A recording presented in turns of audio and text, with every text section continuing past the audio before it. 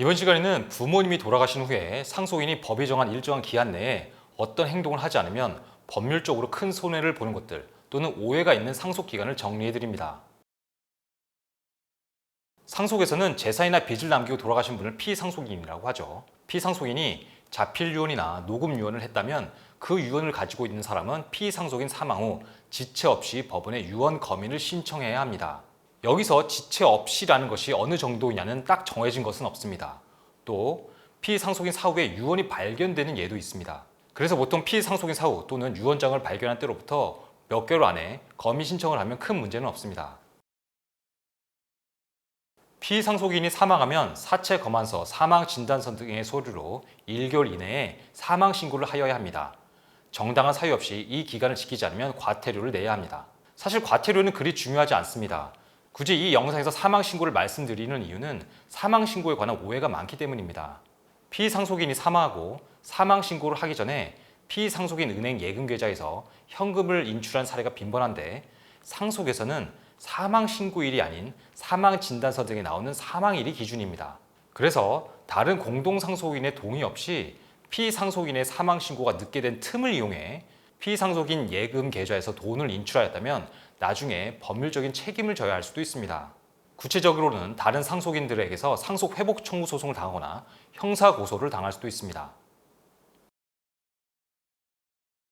부모님이 재산을 많이 남겨 피를 나눈 형제들끼리 재산을 가지고 싸우는 것도 비극적인 일이지만 돌아가신 부모님이 빚이 많아 자식들이 빚을 대신 갚는 상황 역시 비극이죠. 부모님의 재산과 빚을 같이 승계하는 것, 그것이 바로 상속입니다. 자식에게 부모님의 빚을 다 갚으라고 강요하는 것도 너무나 가혹하므로 우리나라 법에는 상속인인 자식이 피상속인인 부모의 빚에서 벗어날 수 있는 마지막 기회를 주고 있습니다. 바로 상속포기 한정 승인이죠. 법은 상속 개시 있음을 안 날로부터 3개월 내에 법원에 상속포기 한정 승인을 할 수 있다고 하였습니다.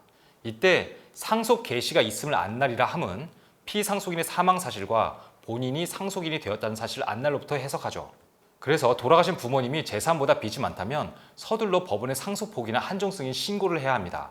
그래야 상속 채무에서 벗어날 수 있습니다. 이때 상속포기나 한정 승인 둘 중 무엇을 해야 하는지는 공동상속인 및 다른 친척들과의 관계, 상속재산과 상속채무의 구성에 따라서 달라질 수 있으니 상속 전문 변호사와 상의해 보세요. 또한 피상속인에게 빚이 많다는 사실을 돌아가시고 나서 한참 후에 아는 사례도 있습니다.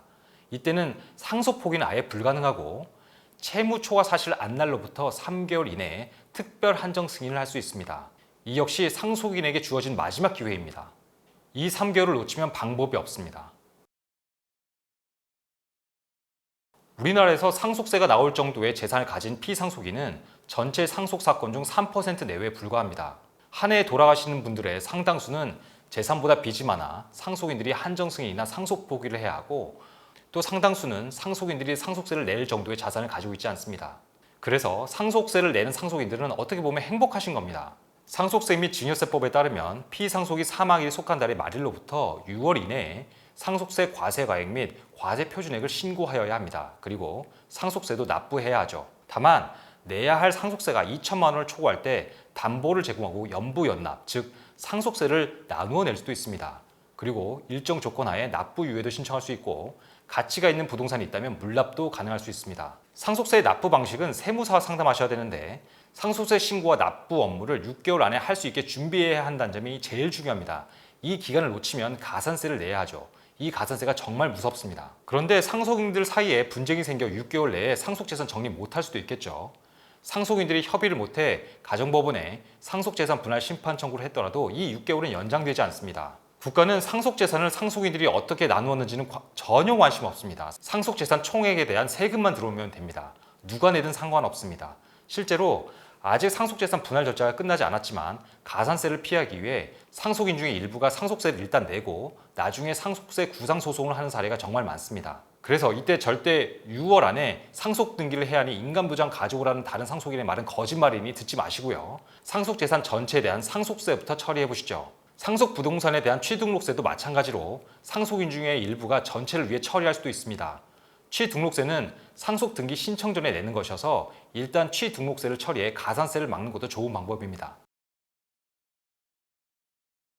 상속인들이 상속재산 분배에 협의를 하지 못했을 때 결국 가정법원에 상속재산 분할 심판 청구를 해야 하는데 상속재산 분할 심판 청구를 해야 하는 기간 제한은 따로 없습니다. 반면에 유류분 반환 청구 소송은 기간 제한이 있습니다. 이 기간을 놓치면 아무리 억울해도 소용이 없죠. 유류분 반환 청구권은 10년의 장기 소멸시효와 1년의 단기 소멸시효에 걸리는데 실무상 1년의 단기 소멸시효가 정말 중요합니다. 유류분 반환 청구권의 소멸시효에 관하여는 이전 영상이 있으니 꼭 확인해 보시기 바랍니다. 그래서 피상속인이 사망했고 다른 형제들은 재산을 많이 받아가고 난 받은 재산이 없다면 피상속인 사망을 안 날로부터 1년 안에 유류분 소송을 시작해야 합니다. 자, 오늘은 부모님이 돌아가시고 나서 상속인들이 언제까지 무엇을 해야 하는지를 알아봤습니다. 단순히 과태료로 끝난 사항도 있지만 상속세처럼 무거운 가산세를 내야 한다거나 상속 포기처럼 기한을 놓쳐 피상속이 채무를 전부 내 재산으로 갚아야 한다거나 유류분 시효를 놓쳐 유류분 소송을 아예 할 수 없는 일을 만들어서는 안 되겠죠. 조금만 신경 쓰면 그런 사태를 막을 수 있습니다.